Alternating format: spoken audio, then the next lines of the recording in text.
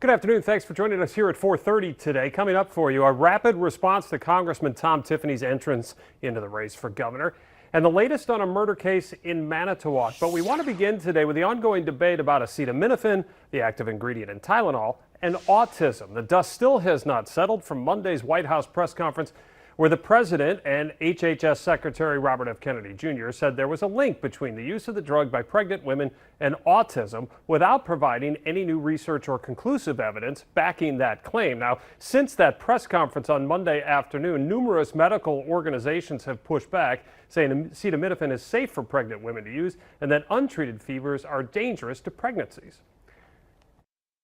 Effective immediately, the FDA will be notifying physicians that the use of let's see how we say that. Acetaminophen. Is that okay? Which is basically commonly known as Tylenol during pregnancy, can be associated with a very increased risk of autism. So taking Tylenol is not good. All right, as we said, numerous medical organizations pushing back. They say it is safe to use for pregnant women and that untreated fevers are certainly dangerous, as we mentioned. Well, the Waisman Center at the University of Wisconsin houses research facilities, services, training, and support programs for advancing knowledge of human development, developmental disabilities, and neurodegenerative diseases, including autism. And we welcome in Maureen Durkin. She is a professor of population health sciences and an investigator at the Waisman Intellectual and Developmental Disabilities Research Center, which is at the University of Wisconsin. So as someone who works in this field, first of all, Maureen, what was your reaction to what you heard on Monday? Well, thank you, Chris, for inviting me to talk about this. I have to say I found the press conference to be disappointing because it didn't present any new findings or breakthroughs that would help us understand the causes of autism or advances in treatment for autism. I think leading up to the press conference, we had the impression that there would be a new report with new research findings, but there was no report and there were no new research findings. Instead, we heard claims that acetaminophen used during pregnancy is what's causing autism and the rise in autism. And after nearly a decade of research into this, there is no conclusive evidence of an association between prenatal exposure to acetaminophen and autism. Maureen, let me ask you this, because you brought up the research that was presented on Monday that goes back to the research that compiled some reports. That's kind of what they leaned on Monday. But even those researchers said, we can't answer the question of causation. Why is this such a difficult question to answer with autism? Yeah, I think it's partly that it is a very complex condition. It's probably multiple causes. So that when you lump all the cases of autism and then try to look what's associated, it's difficult to find it. And there are numerous leads of what things could be contributing, including genetic factors. Probably they are the predominant predictors of autism, but there are some environmental exposures that could be related as well. We just don't see it in the Tylenol exposure.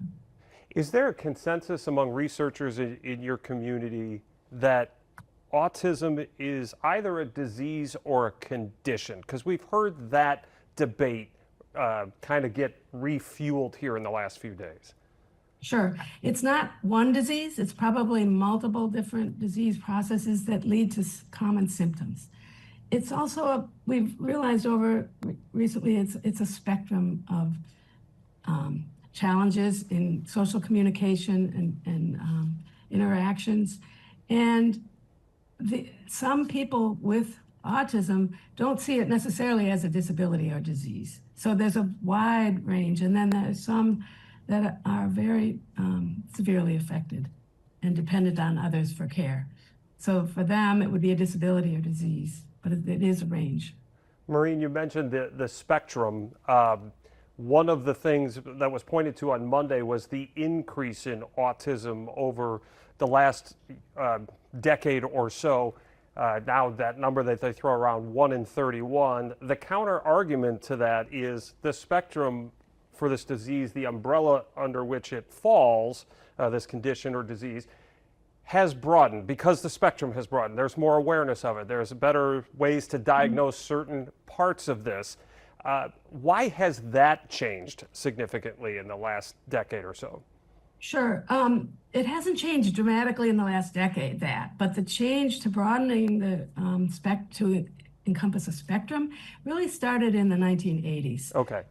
With the publication of the Diagnostic and Statistical Manual, DSM-3, which broadened it, and the concept of autism as a spectrum arose then. Before that, it was thought of as a very narrowly defined condition. And since the 1980s, I would say, we have developed better and better tools for screening for autism and for diagnosing it. And so it's one of these things, the more you look for it, the more you see. And we're seeing the co-occurrence of autism with other kinds of developmental disabilities that in the past we wouldn't have even evaluated the child for autism because they had another condition. Now all children that are referred for a developmental assessment are assessed for autism, and as we do that, we see more and more of it in a wider range. Well, you say the more you see, but do you also see more diversity within that umbrella? Absolutely. There's a huge diversity of level of functioning and of co-occurring conditions as well. Okay, so that speaks to the difficulty of trying to find a cure. We know that the FDA is going to change leucovorin as a possible treatment for symptoms of autism, and we'll see where that goes. But again, you're trying to hit a very wide range of things here. I'm curious, RFK Jr., the Health and Human Services Secretary, said he's going to put the full weight behind full speed research here, right? So I'm curious, as a research facility, will this change anything that the Waisman Center is doing at the University of Wisconsin? Well, it's very encouraging to hear that the NIH is committed to funding research into the causes of intellectual and developmental disabilities, including autism, so that we can find ways to prevent these disabilities and also improve the treatments and the outcomes. There's a lot of research going on at the Waisman Center since the 1960s, really, showing that once we understand the mechanisms underlying disease, we can develop therapies that have been shown to actually prevent disability in many cases, and also to improve the outcomes in those identified. So yes, very encouraging to hear this. Does it change anything you're currently working on? Do you have to pivot in certain directions because of this? We will redouble our efforts to look into the causes of autism, and we'll be trying out innovative methods of causal analysis.